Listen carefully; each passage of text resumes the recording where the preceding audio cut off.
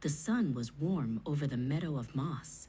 Saga, a wise mother bear, and her cub, Lumi, were wandering toward the edge of the forest. The air smelled of pine and wild honey, and the birds sang songs of the waking spring. They soon reached the still pond, where the water was so calm it looked like a polished silver coin. Lumi hurried to the edge and peered over. She saw her round ears, her wide nose, and her thick, heavy paws. She sighed, a ripple of sadness crossing her face. Suddenly, a deer named Elin leaped across the clearing. Elin was tall and slender, moving with the grace of a dancing leaf. She barely seemed to touch the ground as she vanished into the trees. Lumi watched her go, her shoulders drooping.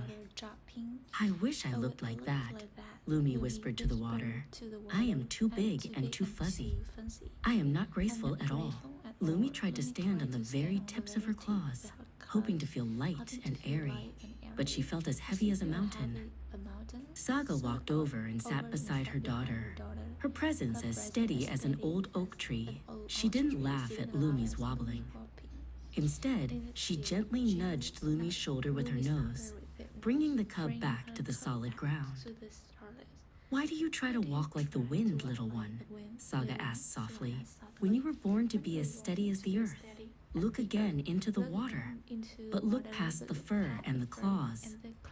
Saga stood up and walked to a heavy fallen log that blocked the path to the summer berries. With one powerful, steady movement, she lifted the great wood and pushed it aside. "These big paws are for strength," Saga explained. "They help us move obstacles so others can pass." Then, Saga sat back down and pulled Lumi into a tight, warm embrace. Her fur was thick and soft, smelling of the forest floor. "And this fuzzy coat is for kindness," Saga whispered. "It is a blanket for the cold and a safe place for a friend to rest. You are built for hugging, Lumi." Lumi looked back into the still pond one last time. She didn't see a clumsy cub anymore. She saw a pair of strong shoulders and a coat that looked like it could keep the whole forest warm. She saw a face that was kind and a spirit that was brave.